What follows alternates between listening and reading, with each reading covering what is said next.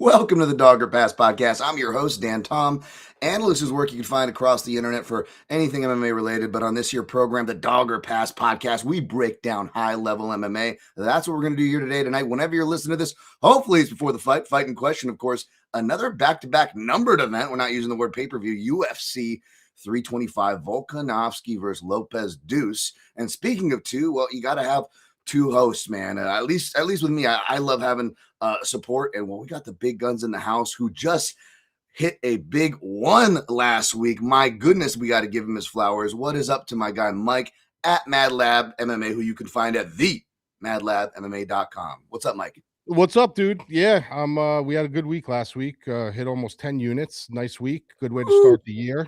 We're not going to have those every week. We all know that. This is a volatile game. There's going to be some weeks we have them, some weeks we don't. That was a very good week to start. But we got to try to keep the train rolling and see if we could do it a couple more times. Well, like I always say, you're not like some mass volume better, whether it's like the fantasy, the strike statistics, or your basic house bets, which, by the way, Mike gives you insight into all those. But he's not like some mass spam better. So for him to hit 10 units, that's impressive, because that means the man is accurate as hell, as he usually is. Because again, he aims small, so he misses small. I don't know if that's the moniker you go by, Mike, but that's what it looks like to me. And when you're hitting your targets, man, you get these 10-unit nights, and that's really impressive, bro. Massive props, really good stuff. Appreciate it, brother. Yeah, we both had some really good calls, bro. Good. The most important thing in this game when it comes to content, you're going to be wrong. People are going to be wrong. You're going to be right. But the most important game is, how did you get there? And as long as you have the content, as long as you have the analysis, as long as you are looking at the right reads, that's really all that matters. And hopefully you guys are listening to us, because all the reads that we give are very, very concise. They play in concert with each other. And then, yes, there's certain times where people's going to step on a banana peel, or certain times it's going to perfectly go your direction. But the ultimate goal here is to give you guys the analysis that you guys can take off and run with and make up your own minds.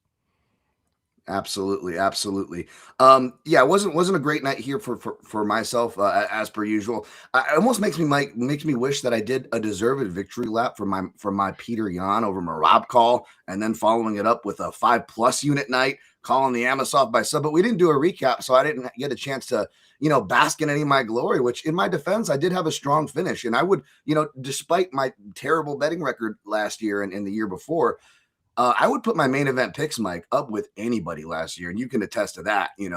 As far as those calls go, I think those aged very well.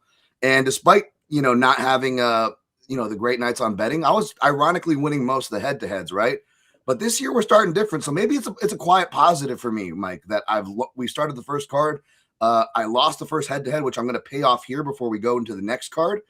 And so I got the main event wrong, and I lost a head-to-head, which again, those were like, if I had any straws to grasp, right, last year, Mike, those were my straws.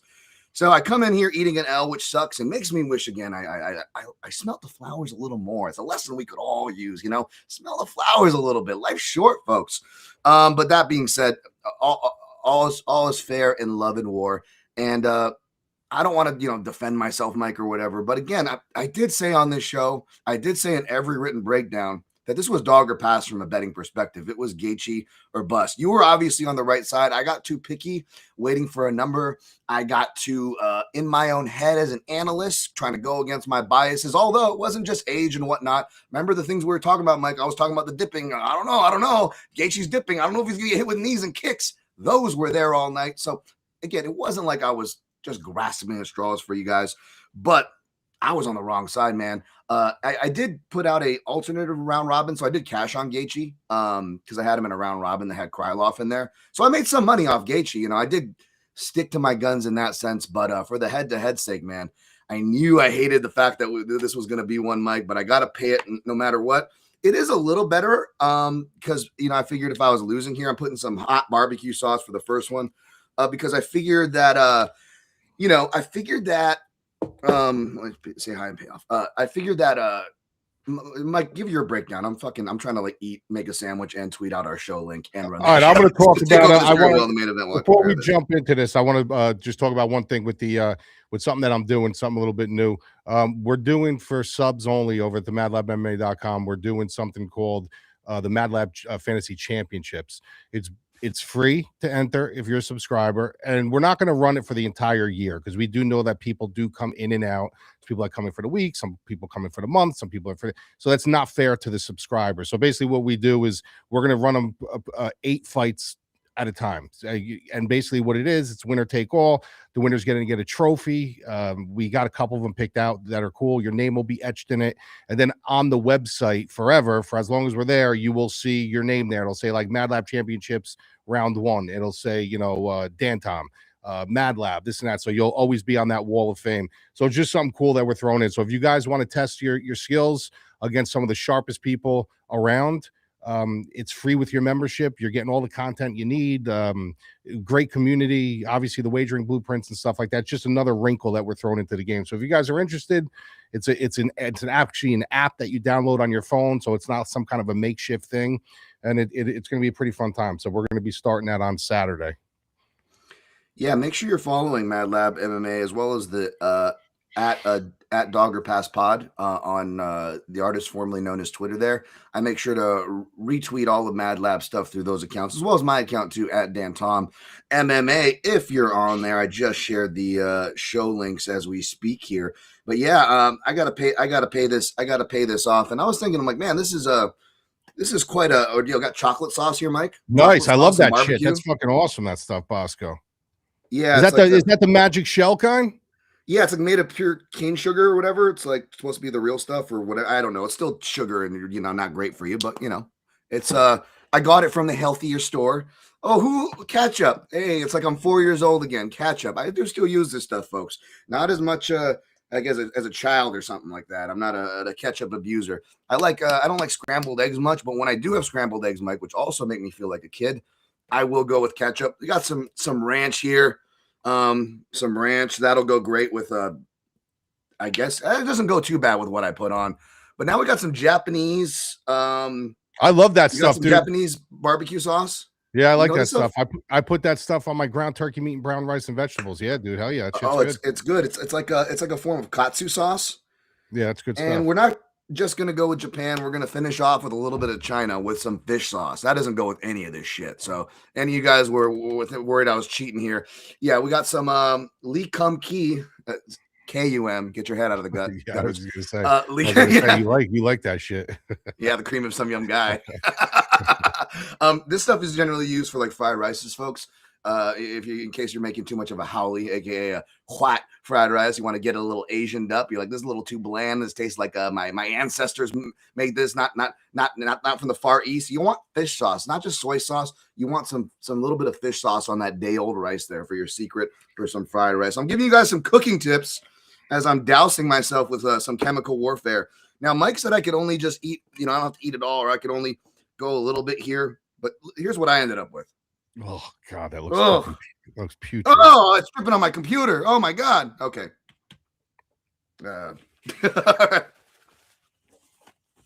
Hopefully that didn't katsu sauce seep into the mouse area. I told you I was gonna fuck up my. That's gonna make me dry heave just looking at you eat a bite of that. Well, what's gonna piss me off more is if I damage my computer, which I called before the show was gonna happen because I'm like stacked here with things. So let me ask you guys this. I'm not just saying this. I'll do this like a fucking champ, but this takes. Don't eat the whole thing. Just take a bite. That's all. That's what you got to do is take one big bite. That's all you got to do. Are we doing this for? Okay, so my question is: are we doing this for every show? Because it's gonna be every week we're doing this. No, we're gonna do a different bet. I mean, it doesn't have to be a shit sandwich every bet, but this is okay. All right. I was gonna say maybe shit sandwich for the pay-per-views, or someone's taking a big favorite in the head-to-head. Then it's like, okay, well, you better take a shit sandwich, and the other person takes a shot. Let us know what you think of that, folks. Oh, it's fucking Christ. Yeah.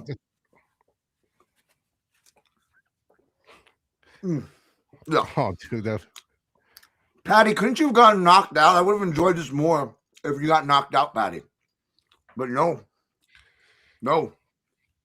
Ugh. You did your job. You did your job. Bet paid. No, you don't got to do it again. Look at that. That was a big thing of ketchup, dude. Fuck. All right. Do you want me to bring it in? This way you could recover? Yeah.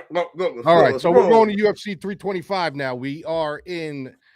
We're in Australia. We're on the land down under. First fight of the night, main event is Alexander Volkanovski, Diego Lopez. Alexander Volkanovski minus 145. Over and under is minus 110, dead even. And you got Diego Lopez coming in at plus 125. So I will do my breakdown while Dan Tom is recovering from the shit sandwich. When they first fought, I was on Volkanovski, and there was numerous reasons why.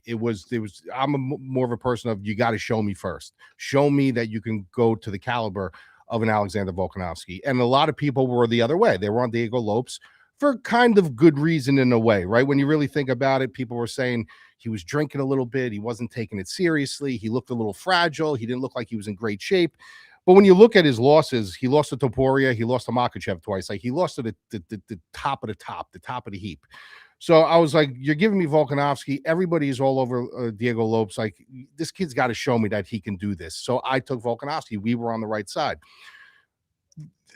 Going back and watching that fight this week, not that I had a change of heart as far as the upside, but it is kind of the upside, because when you look at that fight, Alexander Volkanovski fought almost a perfect fight. We all know he's very short in stature. He's kind of, but he's got that freakishly long reach where the depth perception on that's weird. Usually when you got a shorter guy and he's kind of sticking and he's kind of picking and poking at you, you're not expecting his reach to be that long. But if you look at his overall reach advantage against a lot of his opposition, even if he's shorter, he does have a slight reach advantage on a lot of these guys. So the depth perception of it's kind of weird. And he did a very good job utilizing lateral movement. He would rotate over to his power hand for a brief moment and then rotate away. And the one thing where he got him caught up, in which his camp read very well, was Diego Lopes' footwork is just not there. He's more of a hunter. And when you look at the way he fought that fight, that's exactly what he was doing. He was walking through shots to try to get to a lateral moving, linear type moving Volkanovski, who just stayed on his feet the entire fight and did what he had to do. When you look at the damage that Volkanovski was putting on him, you could see that it wasn't bothering Diego Lopes. It was, obviously you don't want to get hit. His face was marked up, but at the end of the day, he was kind of walking through things. But there was no technicality behind it. There was no rhyme or reason behind it. He was just throwing these big, heavy shots, trying to get a knockout. He honestly believed in his heart, I do believe, that he was going to walk through him, land a couple big shots, and he was going to have the same result as a Topuria or a Makhachev. Didn't happen that way, but he was still in the fight. He was still pushing forward. Now, if you go to the scorecards and you look at the scorecards, 48-47, 49-46, the other two cards, at one point in time, that was a minus 600 live for Volkanovski. Then all of a sudden, slowly but surely, Diego Lopes started working his way back into the fight, where it was a plus 150 at that point, where he kind of worked his way back into the fight, caught him with a big shot, dropped him. You could see the effects of his shots were more minutes for Volkanovski, moments for Diego Lopes. So when you watch that, you got to kind of put it in a philosophy of like a football game, right? You have two teams that are playing. You have one team that has 4 turnovers, but they still find themselves in the game. You're like, how are they in this game? It's they got 4 turnovers. They're still in this game. That's where I look at Diego Lopes in this fight. I just look at him as like, he made so many mistakes in that fight. There were so many things that he could just tweak and adjust. Just the way he's hunting, the way he's not, baiting any traps, where there's no rhyme or reasons behind it. And then you look at the Volkanovski side, where he fought kind of a seamless fight. He fought a very good fight. There's not much you need to change. Fighting is a game of adjustments. That's basically what fighting is. Every fight you adjust, every round you adjust. So with this fight, I'm going the other way. I'm going with Diego Lopes. I think for as many mistakes as he made, he kept himself in that fight. Volkanovski won that fight. I mean, we all know that.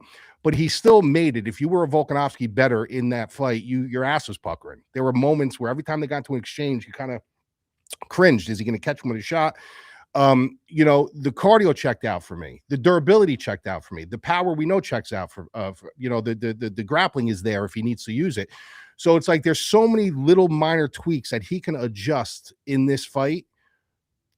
And those tweaks might be just enough for him to win this fight. Because like I said, Alexander Volkanovski fought a seamless fight. I mean, if you really watch that minute for minute, round for round, he had the perfect game plan. There was no adjustments needed.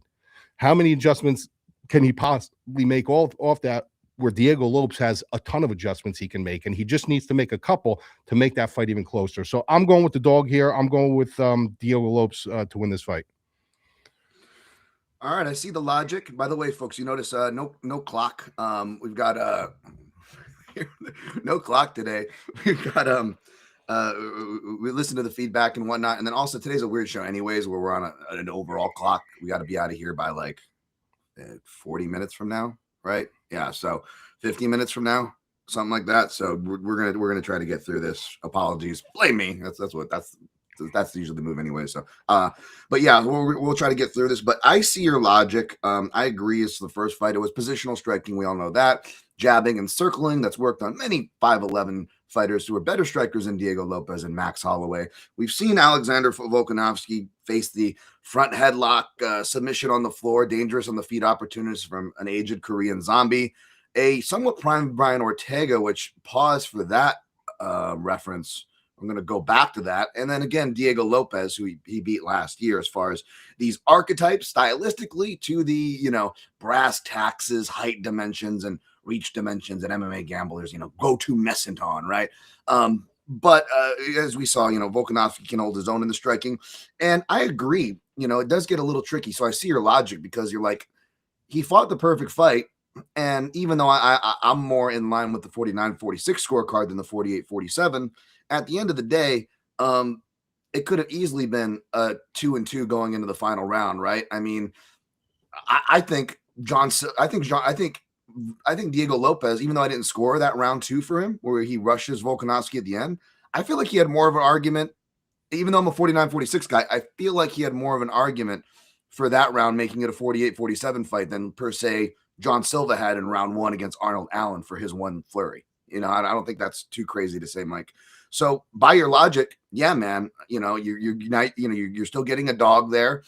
But where it starts to run weird for me is from a betting perspective. I was hoping for a better number on the Lopez side if you're backing him. And as a guy who, from analysis, unbiased to bias analysis, and what I personally like, you put a good buy a low price on Volkanovski. Well, I'm looking that way, right? From the betting perspective. But stylistically, where I differ and why I'm going to be siding with Volkanovski again, because I was on your side as well, Mike. I took Volkanovski last time. We both cashed on that. But it's because it's the adjustment. He's talking about wanting to stay active. He wasn't able to stay active. His last fight was Diego Lopez, where at least Diego Lopez was able to get one fight in between, regardless of whether or not he deserves this rematch, right? He was at least able to get one fight. Volk wants to stay active. He knows that his time is short. He's 37, which is already dispelled that 35, I don't want to say BS because age is a real factor, but I mean, people have been counting Volk out for years now. And it's just like, okay, I mean, he is falling, he is declining steadily for sure, but he's still one of the greatest in the world. We see this in divisions. There are just levels, right? And this could be that once again. And not only do I think he can fight that game plan, and I do believe that he saw and worked on his exits and the things that he needed to adjust, of going backwards, because it wasn't just that fight. That's what also cost him in the Topuria, right? He is when he was going out, his head kind of came upright as he was leaving the pocket. And in the Topuria fight, he reached for a collar tie, which allowed Topuria to punch over. And that's what worried me going, if you read my analysis, and I'll highlight it again going into this fight because it's there. Diego Lopez, he's quietly a counterpuncher, man. He's aggressive. He's started off as a brawler, but he's a counterpuncher, not in your Conor McGregor way, right? Even though he is a pressure counterpuncher, he's just more shell up, and he'll have a little bit of head movement, right? He's got a little bit of an inside slip, but he's still getting caught so many times because I think it's just window dressing, right? Like you see it, Mike, when guys, they'll kind of reset on the outside in boxing and they'll start moving their head like, okay, yeah. But as soon as they get into the exchange, what happens? They forget all about it, right? And you get a little bit of that with Diego Lopez. He's still a little too linear and too upright for me. So even if he does try to,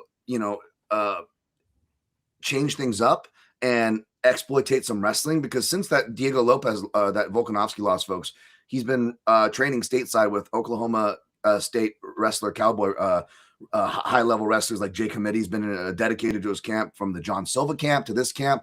And these are good things for Diego Lopez, but I still don't think his wrestling is good enough to compete with Volkanovski's. And if we saw in that first fight, Volkanovski had a decent edge, not even just when he, I know he failed on some takedowns when he tried later in the fight, but he wasn't really going for him too much. And when he did, he was getting them. And even when he wasn't early in the fight, his head control and his position of the clinch, like I feel like he could have just worked there so much more in the fight and it would have been way safer.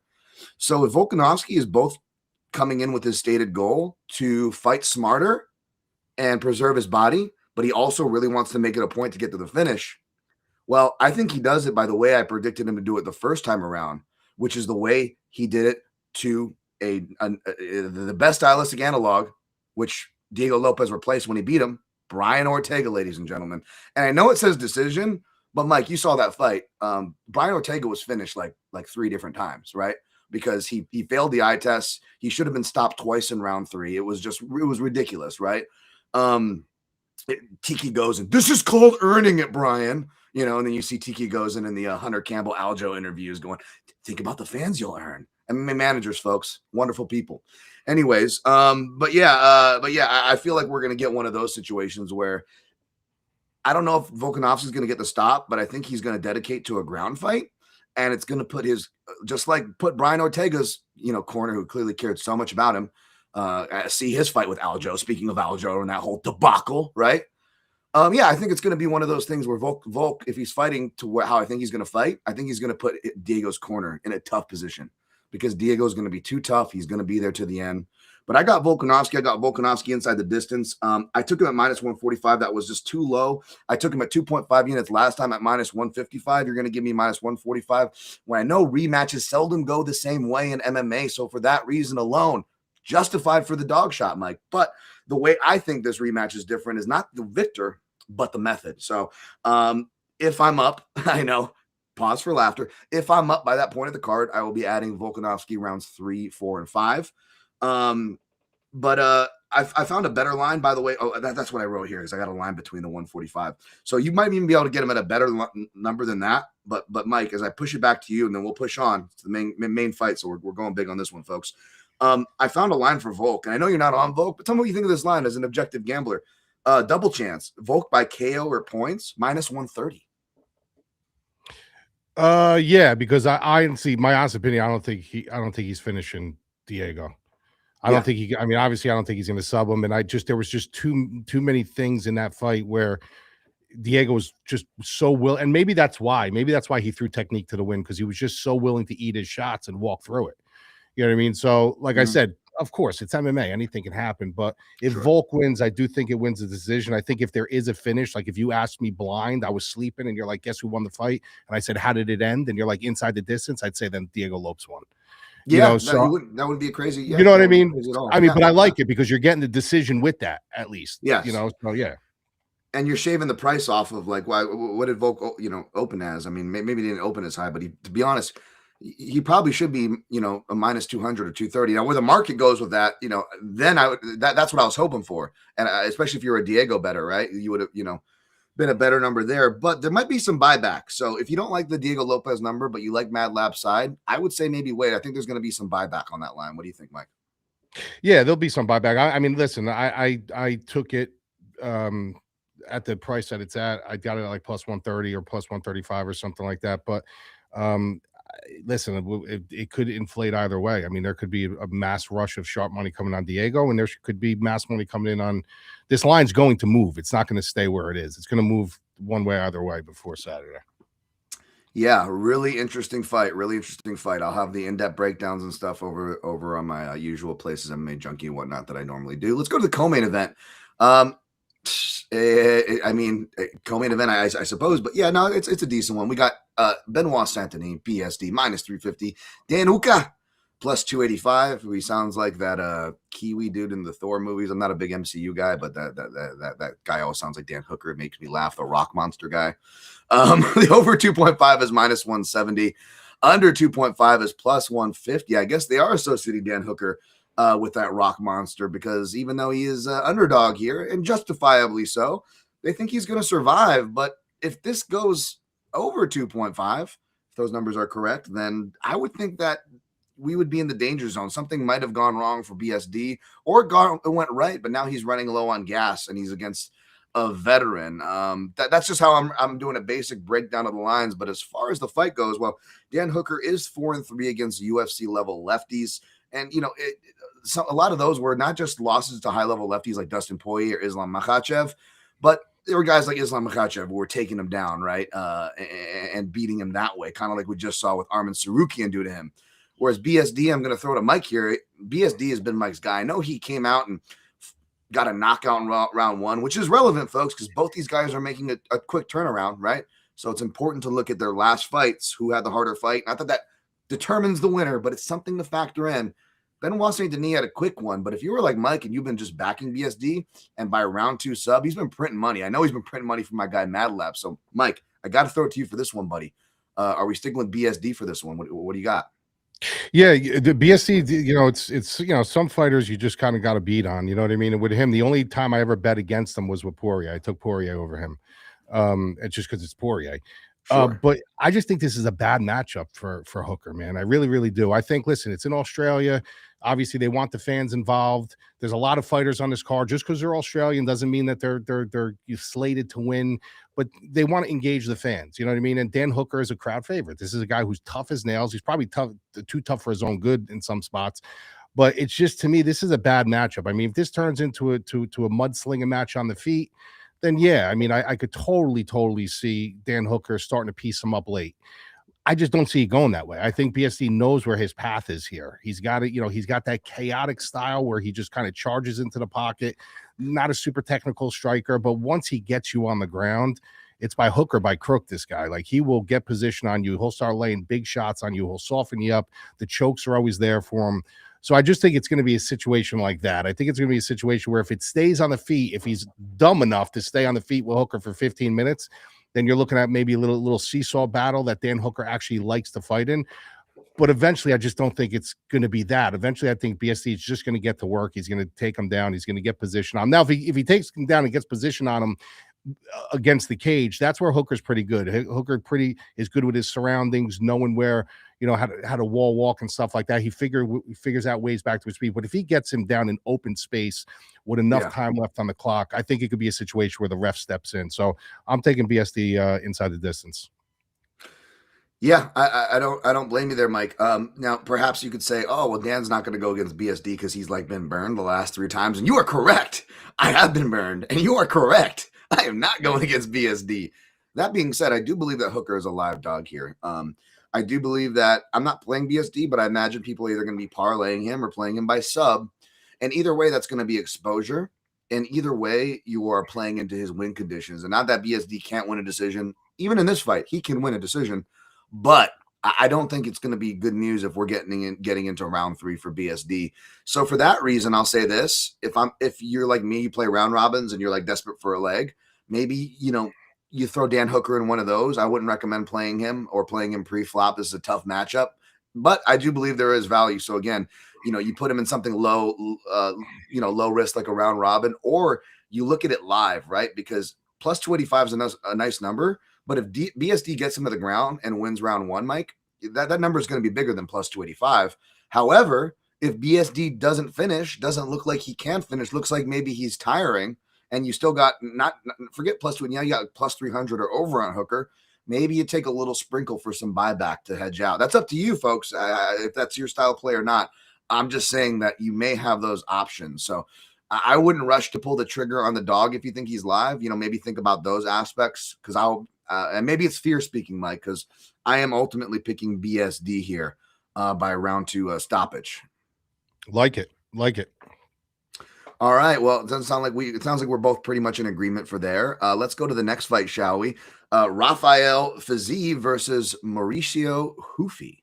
All right. Well, we had it opened at, I believe, dead pick'em, but money has come in on Ruffy, minus 125, slight favorite, slight underdog. Fiziev plus 105, over 2.5 rounds, minus 170, under 2.5 rounds, plus 150. That total makes a little more sense to me, Mike, off first look.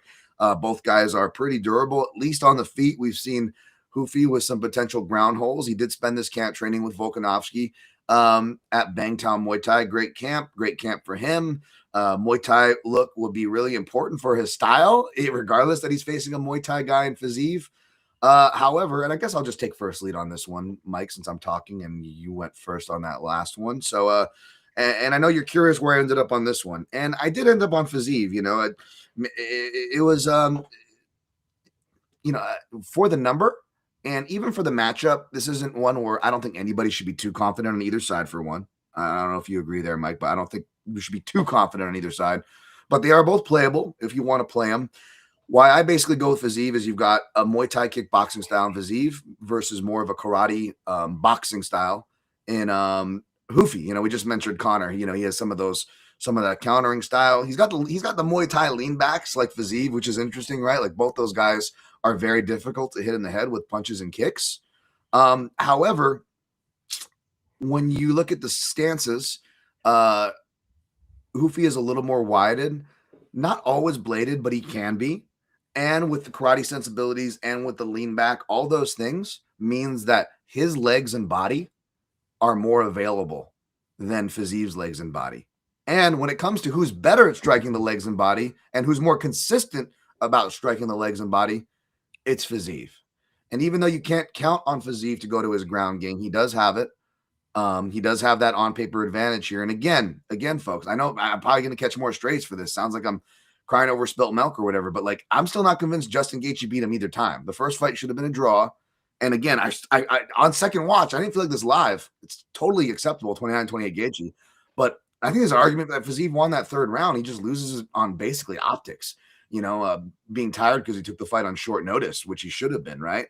At that point of a war with Gaethje. So yeah, give me Fiziev here. And Mike, what are your thoughts? And feel free to either support or swat down any of the analysis as far as the body and leg reads. I'm curious what you got from this read.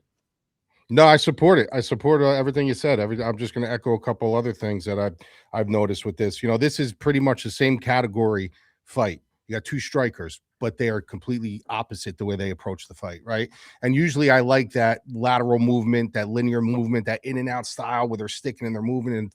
But when you get a guy, that's great when you got a guy who's an okay striker. When he's, you know, when he doesn't really have that ability to throw punches and bunches and really know how to be so calculated.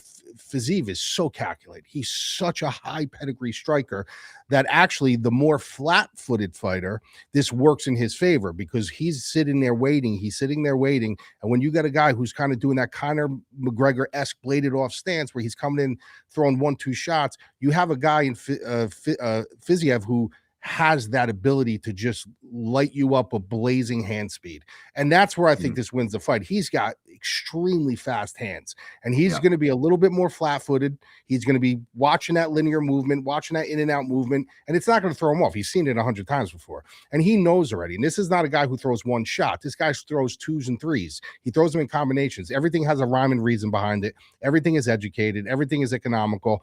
You know, and another thing I noticed in this fight, which you said, is that, you know, if Mauricio Ruffy gets in trouble, how does he get out of that situation? He's got to strike his way out. He has to strike his way out because he really doesn't have a ground game. I mean, we haven't seen nothing that we can note and say, yeah, you know, he's fine. He's very serviceable on the ground. When you look at Fiziev, it's almost like he found a little bit of a pathway. If you look at his overall career early on, he's never had a takedown. It's all striking. His last two fights, he's got 6 takedowns in his last 2 fights, which means he's not looking to use it. But if he needs a trap door, he's got a trap door. At least he has a little confidence in saying, yes, I can do this. I've done it. I've done it in my last 2 fights. So he's got a trap door to escape to. And that can also throw Mauricio Ruffy off a little bit, saying, well, hold on a second. This is a guy who he has the ability. You don't commit so much at that point. You know what I mean? So I like Fiziev here, man. I do. I like him in the spot. I think that it's going to be a numbers game with him. He's going to, you know, Mauricio Ruffy is going to come in. He's going to have that sweet looking movement, which is really, really pretty. But he's going to pay when he enters the fray, you know. So give me Fiziev. I'm going to say Fiziev by decision, but I wouldn't be shocked if he catches him with a shot. So this could be a potential Benji Boy dog of the week here because we're both aligned in a dog. I know it's not much of a dog, but he did open as a favorite. Now you're getting that plus money for what that's worth. So there is that. And I don't know if we're going to get much better than plus 105s of the world. I saw plus 109 that fleeted, but I don't know, Mike. I'm still tempted to put maybe 1 unit on it. But either way, I'm locking in the pick. That's no question here. So it sounds like you're on the same page. Yep. All right. And speaking of Benji Boy dog of the week, did you shout out to Dayton? I forgot to give a shout out to our producer, Dayton. You guys see that new intro? My man's killing it out of the park over there. You got I'm stoked. I'm gonna make my mom cry by showing her Benji Boy working the heavy bag. Oh my goodness, it's freaking awesome. Let's go to the next fight, shall we? Let's pick this up. This one shouldn't take too long. It's a main card fight. Tuivasa versus Tallison Teixeira. Tuivasa plus 295 is your underdog, minus 370 for Tallison Teixeira. Under 1.5 rounds, minus 270. Over 1.5 rounds, plus 225. Boy, shout out to the MMA analysis. Fatty is gonna fatty. That over is calling my name if you want a contrarian bet. This is probably a stay away, Mike. But Mike, this is a fight we did talk about. I don't want to take this. I'm going to throw it to you here. But I did look up the things that I wanted to look up, and the things I told you on the phone, Mike. Well, if you did the same Instagram lurking that I did, well, I guess I said those things for a reason. That being said, this isn't a fight that I don't know if anybody should have a too hard of a take on. But I'm curious what your take is, Mike. What do you got? Well, first of all, it's the heavyweights, bro. Like we know what happens with these fights, so it's like this is a complete stay away from me, guys. Like, don't go betting this fight. Don't go tying Teixeira into a parlay just because Tai Tuivasa has been out since 2024. It's just not. Don't go with the narrative street. They're only bringing him in because it's Australia and they need to fill it up with Australians. He is not worth a minus 340. This guy is, I don't care what anyone says, this guy is not good. I mean, I just don't see anything appealing about him. Is he better than like a Despain or something? Yeah, okay, all right, whatever. But there's nothing we have. He's got one win, one loss in the UFC. There's nothing. And Tai Tuivasa is a B-level Derek Lewis. At the end of the day, he is the type of guy that if he finds your chin, he's super tough. He's more durable than Derek Lewis. He's kind of, even though he does, but he's willing to enter that pocket a little bit more and throw a lot more leather other than just one shot. He's got tree trunks for legs. He's got leg kicks, so this to me, even though I'm picking Teixeira to win the fight, it's a dog or pass situation. You know what I mean? Like Absolutely. There's no way I'm laying minus 3 and change on this guy. So if I'm my gun to my head, if someone's like, you got to lay something, I'm laying a little sprinkle on Tuivasa, that he, finds his chin, but stay away from this one. I'm going to pick Teixeira, but like I said, this is a complete dog or pass situation. See, if I were to lay anything on this fight as a degenerate, stay away is obviously the thing move, dog or pass. I agree with all that. But, there are degenerates that are going to look for action, right? Or for their lineups or whatever. And I will just say this, the over looks sexy, but here's the thing about the over is that what compromises it is not the fat guy who's been out since 2024. It's the minus 370 favorite because I trust his chin even less, right? He's going to wail. At least Tai Tuivasa is going to fight behind some basic fundamentals on the front foot or the back foot of the clinch, and he can do damage in all those phases. Whereas Tallison Teixeira, I'm glad you mentioned Rebels Despain, Mike, because as much as we value a big man who can move, much less move athletically, right? Just because you can move doesn't mean you're an athlete, right? And just because you're an athlete, even if you are an athlete, doesn't mean you're a good fighter. And I was trying to think of a way to categorize it, and you brought up Rebels to Spain. Perfect example of what I'm talking about, right, Mike? Yeah. I mean, think about it, because like I said, super, like you could be great. Listen, my grandfather used to always say this to me when I was growing up, but in boxing terms, no chin, no win. You could be an amazing athlete with amazing blazing hand speed. If you don't have a chin, it doesn't matter. And they're putting him against a guy who that's really his MO. Like he's looking to find your chin. So you could be winning 3/4 of the third round, the whole second round, the whole first round, and you're on your way to the spit. We seen it with Volkov and Derek Lewis, and then he finds your chin, and it's all out the window. So to me, like I said, I'm going to pick the Teixeira. No faith at all, but it's a dog or pass situation. Yep. And last thing I'll just add real quick, part of the reason why I picked Derek Lewis to upset Tallison Teixeira again, man, I had a good main event last year, but we had some wild picks like Derek Lewis that came through. But part of the reason was Tallison Teixeira, he trains at that Brazilian camp where like all the notable fighters are all women and later weight class men. And I'm still not seeing any major training partners. And what did I say to you on the phone, Mike? I said I took Tai Tuivasa. I faded him early, even though I picked guys like Arlovsky and lost. I was like, he's not as good as people think he is. Then he lost to JDS and a bunch of people in a row, and everybody just overcorrects the wheel and like, Tai sucks. He went from awesome to being sucky, right? And that's when I cashed all these tickets on him leading up to the Gaan fight, where I was wrong there, folks. But I did say Tai Tuivasa second round KO. And what does he do? He knocks him down and almost finishes Gaan, who he's now training with, by the way, Mike, because I said part of the reason why I like Tuivasa during that run is because he got away from home. He wasn't as fat. He was in Dubai, UAE, training with like all those like Eagles MMA guys teams. And then you've got the all the Dubai kickboxers and stuff that he was training with there. He's back with all those guys, as well as Cyril Gaan and his team out there. This is about the best you're going to get from Tai. Does it mean he's going to win? Of course not. He's a plus 295 dog for a reason, folks. But he is going to be my pick here. I'll go with the dog here. Nice. All right. That's nothing wrong with that. I don't blame you. Yeah. Again, the training camp opposites. Let's go to the main card opener here. Quillan Salkilld versus Ted Danson's bastard son, Jamie Mullarkey. Would you look at that forehead, Mike? My God, you could protect yourself from the rain under that thing. Quillan Salkilld minus 900. Ted Danson's bastard plus 600. Come on, Mike. You know you haven't heard the name Ted Danson in a while. I know. Over 1.5 plus 140, under 1.5 minus 160. Loser has to go on a date with Whoopi Goldberg. Mike, who do you got? Oh my God, Whoopi Goldberg. Listen, this boils down to what I just said. Like, Mullarkey's not a bad fighter. The kid is tough. The kid's there to fight. He's a good fighter. But the problem is that fucking chin is a liability. I mean, he just makes some awful decisions, and that chin's a serious liability. When you get a kid like Salkilld, who's just got so much pressure, so much pace, got momentum, he's got confidence. It's just I just think it's a bad matchup for Mullarkey. So, like I said, talent-wise, if you take their chins away, Mullarkey's not bad. But he's just not super athletic. He's not super fast. He leaves a lot of windows open. I think Salkild's going to end up finding a window and jumping through it. Yeah, this is a more extreme version of the last fight where it's by the numbers, it's a dog or pass because it's MMA. But at the same time, when you actually look at the matchup, it makes sense. Quillan Salkilld, obviously, he's on the come up. He's got a highlight reel. Jamie Mullarkey's been knocked out. He's taking this fight on short notice, right? He's taking it on, I believe, 3 or 4 weeks' notice. But here's the thing: Salkilld should not be minus 900 to anybody. No one should be minus 900, right? Like, I feel like, you got to make argument. If anyone's minus 900s in our sports, it's got to be the Ilya's and the Makhachevs of the world, right? You know what I'm saying? Like, just out of principle, right? It's kind of insane. And this might not be the matchup for it. But Mullarkey does have good left hooks and right hands and good boxing when he comes forward. Unfortunately, he's got too much forehead and not enough chin, like Mike said. So he's been getting stopped short of the success he found when he first got to the UFC. However, you look at that third round of that Yanal Anal Ashmus fight with Salkilld.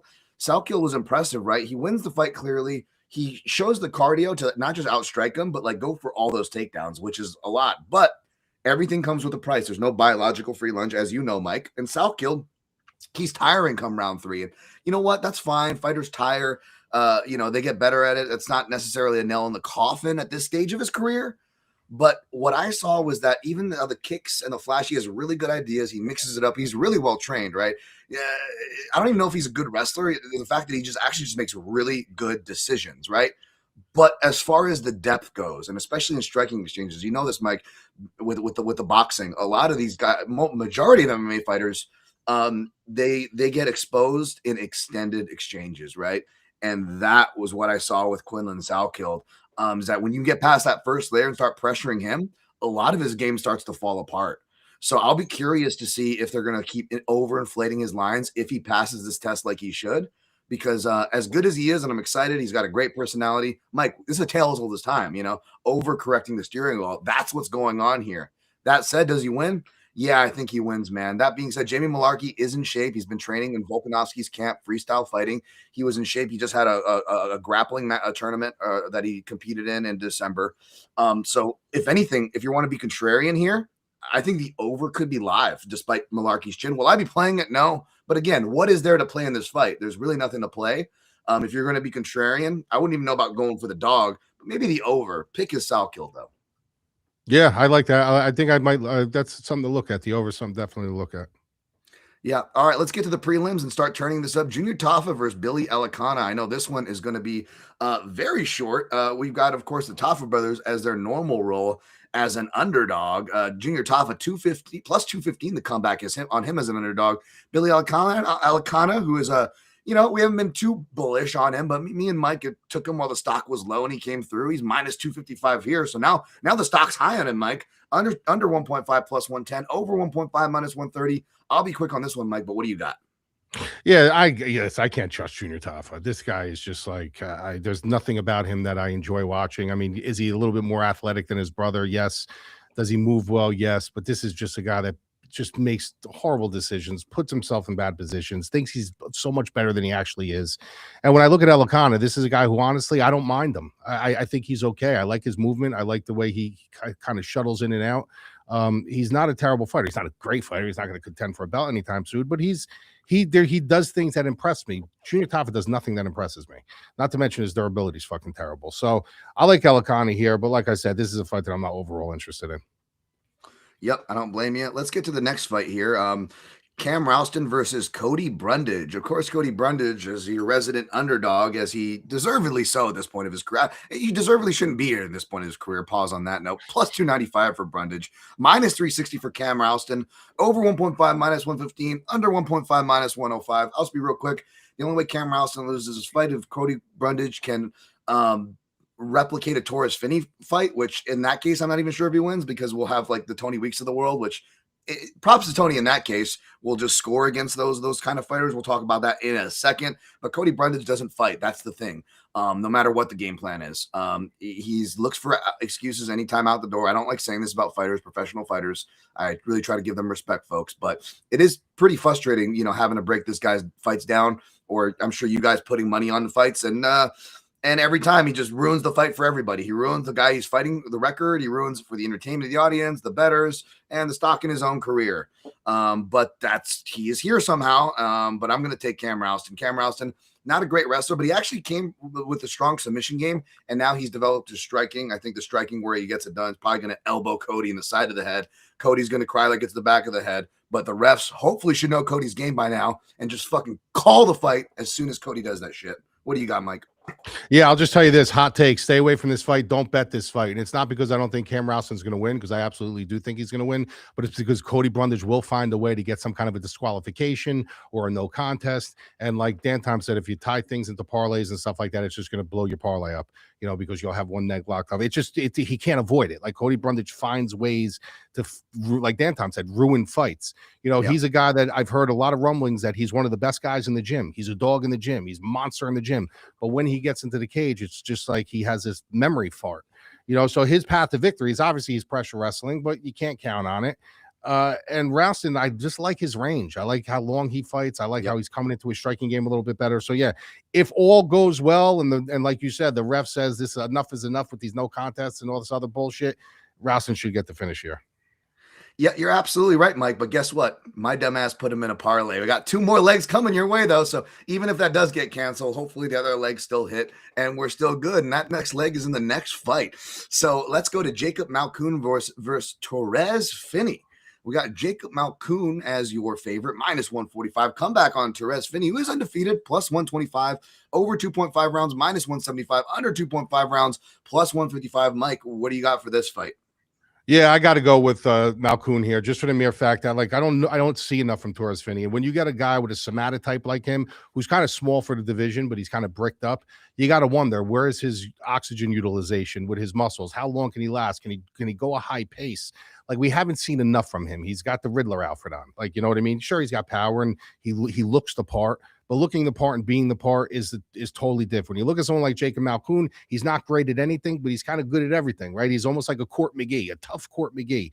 A guy that if you sign the contract, Malkoun's going to give it to you. He's going to let you know that you were in a fight. So I've seen more from Malkoun. I trust Malkoun more. I know much more about his game. So give me Malkoun. I like the line too. Yeah, I think, Malkoun is the better version of Torrez Finney. Malkoun's not big for the division. He's only my height, but guess what? He's facing a guy who's 2 inches shorter, a 5'7" middleweight at Torrez Finney. And yeah, Torrez Finney is training at Daniels Cormier Wrestling Academy, but we've seen guys who are more equipped and better fighters that also train at Daniel Cormier, who are more accoladed wrestlers than Torrez Finney. Daron Wynn, right? And we saw how that experiment went. You know what I'm saying? And Torrez Finney has even less gifts and skills and options than him. Whereas Malkoun, he opens the door with a jab. He's got a single leg. He actually will wrestle Finney. We haven't seen Finney wrestle. I know Malkoun actually only has a 20% takedown defense rate, but it's weird because only guys who try to take him down are Brendan Allen, who he's arguably beat, by the way. And a lot of these fights, he actually defended more takedowns, but I can't go a week without the stats being wrong, which is why I fucking hate stats bros. I'm sorry. because you're drawing from a faulty well of information. And yeah, Malkoun actually got reversals that he wasn't credited for in the Allen fight. So even if he does get down, he's got deep half, all these things that guys like Robert Valentin didn't have, and still arguably won, regardless if you agree with the Tony Weeks scorecard, right? So yeah, man, it's just, the experience. Torrez Finney, he hasn't fought in a big cage or a big UFC crowd, and now it's going to be his first one on a big numbered event, formerly known as a pay-per-view, all the way across the world with travel in Australia. Yeah, give me Malkoun. Went down to minus 135, Mike. I took him there 1.35 units to win a unit, and I threw the over in this fight in case, God forbid, Torrez Finney is winning. If he does win, it goes over. Hence, the over is in a parlay with Rowston and someone in the next fight, which we'll get to unless you got anything more to say on this one, Mike. Nope. All right, we're gonna step on it here. We're on crunch time, folks. We got Jonathan Micallef. Actually, I don't have anything in this fight. Micallef sounds like something from Braveheart. Micallef, remember? Sorry, minus 135. Hey, Mike, you remember how pumped people were back in '94 when that movie came out? Oh yeah.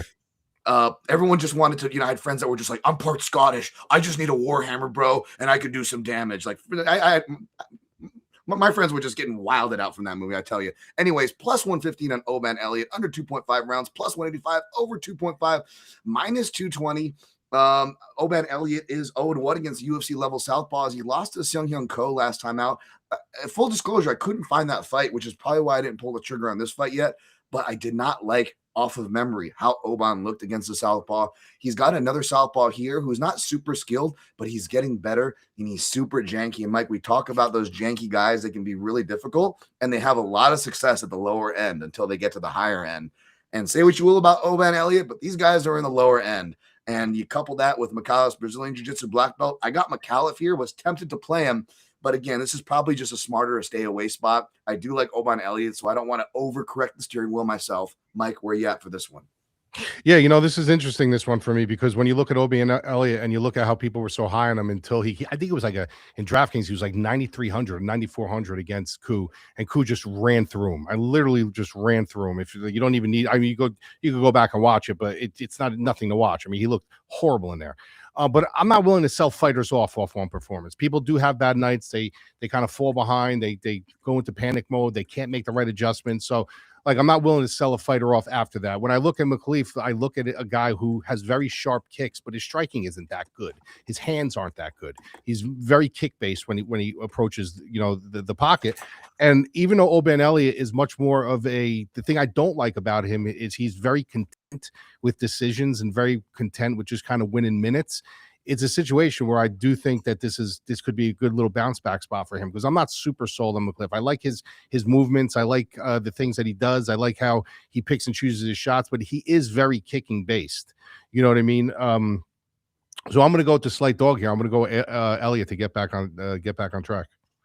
All right. Wow, that could be another head-to-head pick there. I like it. Shout out to everybody in the chat, by the way. It was Ace Jeepers or someone said that it was Enema 69. There hasn't been a Ted Danson reference in 7 years. That's what I'm here for, baby.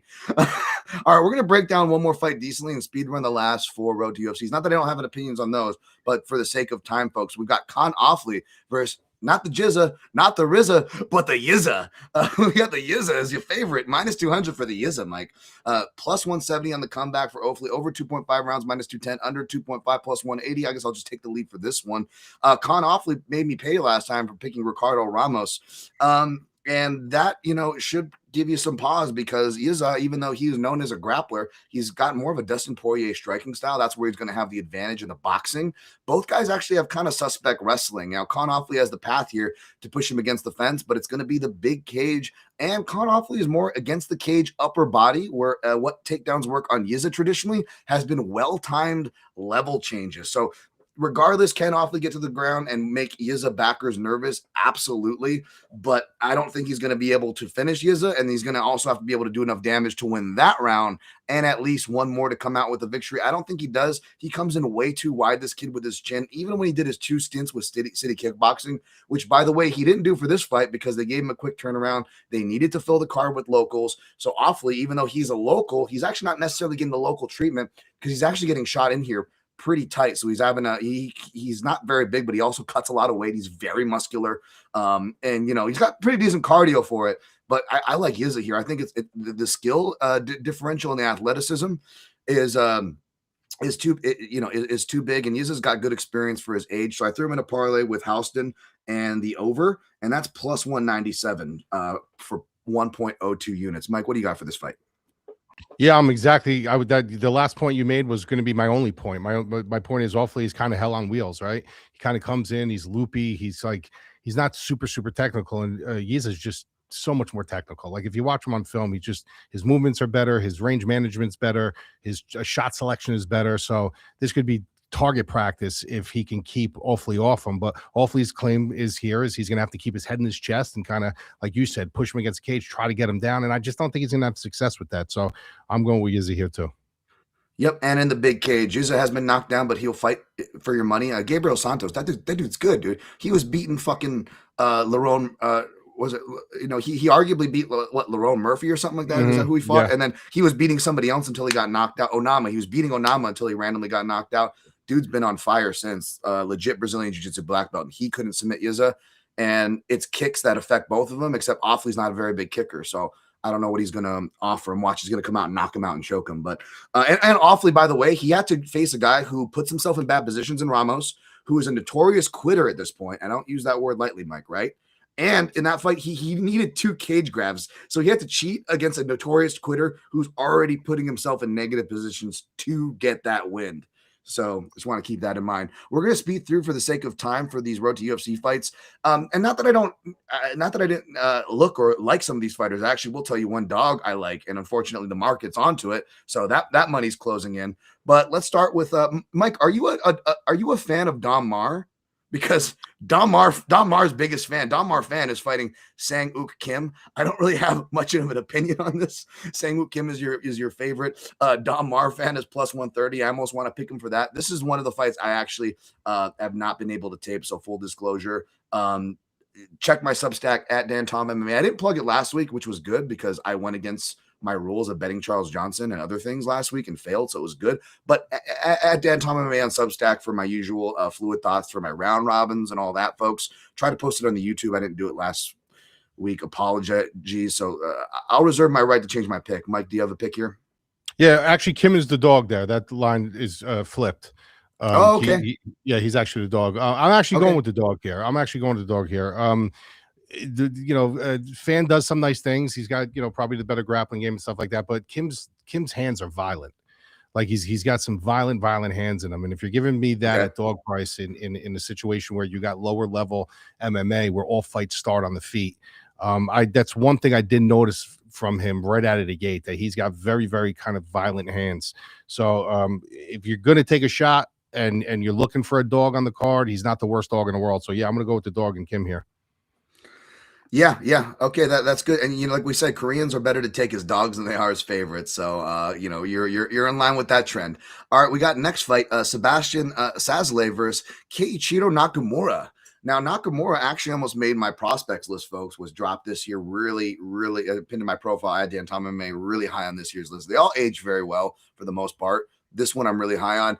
Nakamura was a guy that was almost on there. The reason why he didn't, Mike, well, it's because he already is in the UFC, or at least he was on the road to UFC, and I get guys before they even get to Contender Series, right, on those lists. So he didn't make my thing for that. I believe the line's flipped here. I believe he's the plus 110 underdog because he opened at plus 170, and money's been coming in on Nakamura, so I'm not alone there. And Sebastian Salazar, he'll be the hometown fighter.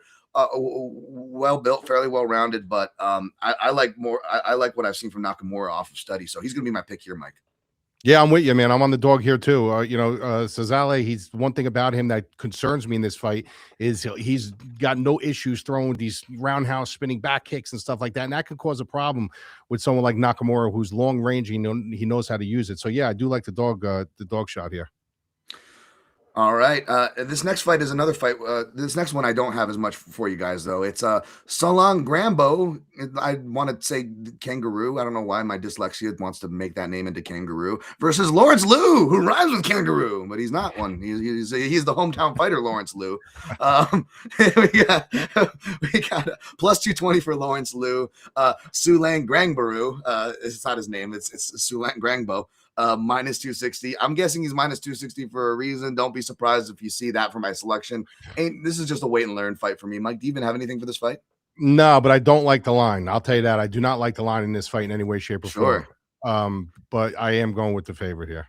You want the Chinese guy from China or the Chinese guy from Australia? What are we doing here, folks? Let's go to the lastly but not leastly. We got Namsarai Batbayar from Mongolia. So I'm guessing this guy can wrestle against Aaron Tao, who has some underrated wrestling.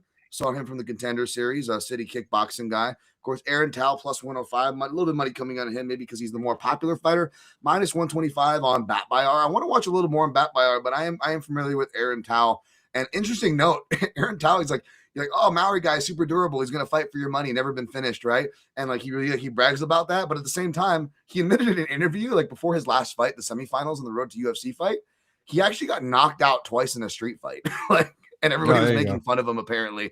So this is just like a wild cat here. He's pretty well rounded. Obviously, trading partner with Dan Hooker, first time there on a card. Is that enough for you to take the dog here, Mike, or are you going with a favorite?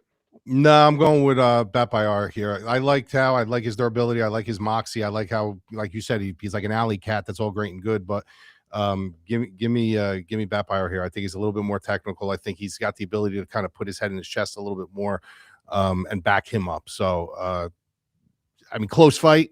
I wouldn't hate anybody who decided to take a shot on Tao, but it's not enough for me. Yeah, I think I might be going with Batbayar too. From what I've seen from him, I wasn't able to do a deep dive. I don't know if I can because I might just be one of those things where I touch on some footage and I'm going to go back and try to find more, and there's no more to find from his regionals, and maybe that's not good to go look at. But I liked what I saw from him, and he did call it. He did call that him and Tao would be in the finals, which I found interesting, Mike. So this is a good fight. This is a good fight here. I'll probably lean Batbayar, but don't be surprised if I maybe switch a pick to Tao. Either way, it's not going to be something I'm putting money on. So that is that. All right, 5 minutes left to go, Mike. Before we'll recap head to head, I just want to remind you guys first, the Mad Lab MMA for Mike's all of his plays and the promo that he shared for his fantasy league, which I will definitely be checking out at the end of the show. Mike, anything else you want to plug before we get to our recap here? Make sure we get everything squared. No, just one thing is, does Dayton, do you have a dog of the week this week? No, not this week. Not this week. All right, he's passing on dog of the week. All right. And then our head-to-head will be the main event again. All right, I'm down to do that. Our head-to-head will be the main event, and our Benji Boy dog of the week will be Rafael Fiziev. Does that sound good? Perfect. And you know what you want the wager to be? You pick it this time. I picked it last time. I know. The best bet, huh? That's going to be a tough one, ain't it? I bet you there's going to be some kind of cheeky, like, total or something that's going to be like, oh, this was the bet, or this guy no points, or something like that. But honestly, I feel like either the Jacob Malkoun or the over in that fight is much of a non-sexy I mean, I'm looking right now. Again, yeah, I don't know what else you would want. I mean, what -2? No. I'm saying inside the distance. Best bet. I'm saying no. I'm not saying our best bet. I'm saying our wager. Do you know what you want? Oh, our wager. I picked last time. It's your turn. I got you. So this could be? We could do another shit sandwich just because it's a main event. Right. It's a number card, and I'm on the favorite. I'll give you the option though. If you lose, you can only do a shot, or should it be set shit sandwiches both ways? We'll do it. Well, you get a chance to redeem against me this time. All right, fine. We'll do that. I think that's what the crowd will vote for anyways. As far as the best bet before we get out of here, Mike, anything to lean them with before I recap down the line of who we're picking? Tough card, guys. Tough card, guys. Yeah, tough card. You don't have to. Don't release your whole bankroll. If you only have a couple spots, take those couple spots and run. Yeah, man. I'm not even sure if I'm playing the Benji Boy Dog of the Week. I probably will. I'll probably just lay a unit and be done with it, and then chill out. But okay, so top to bottom, folks, real quick. I'm taking Volkanovski. Mad Lab's taking Lopez. We're both taking BSD over Hookah. We're both taking Fiziev over Ruffy, who's our Dog of the Week. Fiziev. I'm taking a dog shot on Tuivasa. Mike's taking Teixeira, but neither of us are too bullish, nor should we be. Both taking Salkilld, no surprise, but just like the previous heavyweight fight, the overs could be the live plays for you degenerate Fs out there who need to have some action. We're both taking Elekana over Tafa, both taking Rowston over Brundage. Hopefully that'll be the end of Brundage. No offense, nothing personal. We're both taking Malkoun over Finney. Mike's taking Elliott. I'm taking Micallef. We're both taking the Yizha over Ofli. We're both taking a dog shot on Kim, both taking Nakamura. I don't know. We're both kind of on the fence. Lou versus Salangrabo. And we're both leaning toward Bat Bayar versus Tal, but that's a live fight and really shouldn't be invested in any of those road to UFC fights. But again, at Dan Tom MMA on all social platforms where you can find me. My work, I mainly share on the artist formerly known as Twitter, where there's MMA Junkie. I will be doing, I don't want to announce it yet, but I will be doing more betting breakdowns for other organizations outside the UFC coming to you next week. And my Substack for all my plays and stuff, especially if I forget to put it on the comment section. Shout out to you guys for your likes, subscribes, and support on the Mayo Media Network. Dayton, you were great. Mike, you were awesome. Any last words, Mike, before we get out of here? No, brother. Always a pleasure to talk to you. I love chopping up fights, especially offline when we're on the phone, actually banging heads a little bit. So let's have a great week. Dude, I love it. I love it. Let's go. Hopefully it's not another sandwich for me, but I'll eat it happily as long as you guys happily join us. Good luck on your picks and plays, and always protect your neck.